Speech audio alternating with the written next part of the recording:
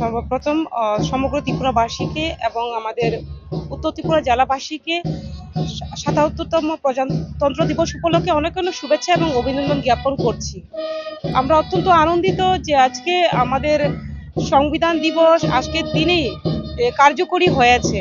তো আমাদের প্রত্যেকেরই দরকার যে সংবিধানকে মান্যতা দেওয়া, যে আমাদের একটা দেশকে এগিয়ে নিয়ে যেতে হলে আমাদের সংবিধানকে মান্যতা দেওয়া অত্যন্ত গুরুত্বপূর্ণ এবং আমাদের প্রত্যেকটা জনগণকে ভারতবাসী হিসেবে দেশপ্রেম জাগ্রত হওয়া দরকার এবং প্রত্যেকেই যদি আমরা দেশপ্রেম জাগ্রত আমরা প্রত্যেকেরই যদি মনে হয় দেশপ্রেম জাগ্রত হয় এবং আমরা আত্মনির্ভর ভারত গড়তে পারবো এবং আমাদের শান্তি শৃঙ্খলা বজায় রেখে আমাদের একটা দেশ আত্মনির্ভর দেশ হবে এবং শান্তিপূর্ণ দেশ হবে। আমি এটাই বার্তা দিতে চাই আজকের দিনে আমরা সকলে একত্রিত হয়ে কাজ করব এবং ভারতকে আত্মনির্ভর ভারত গড়ব।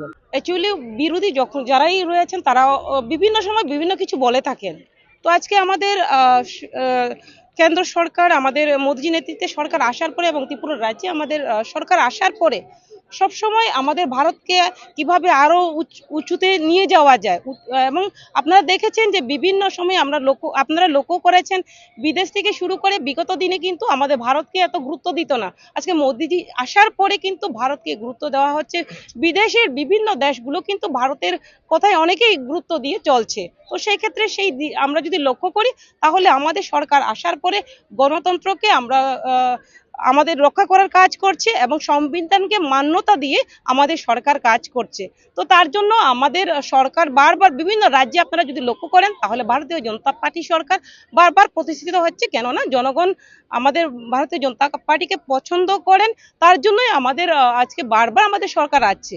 তো আমি আজকের এই দিনেই বলবো আমরা প্রত্যেকেই সংবিধানকে মান্যতা দেব। কেননা মান্যতা আমরা যতই আমরা প্রত্যেকের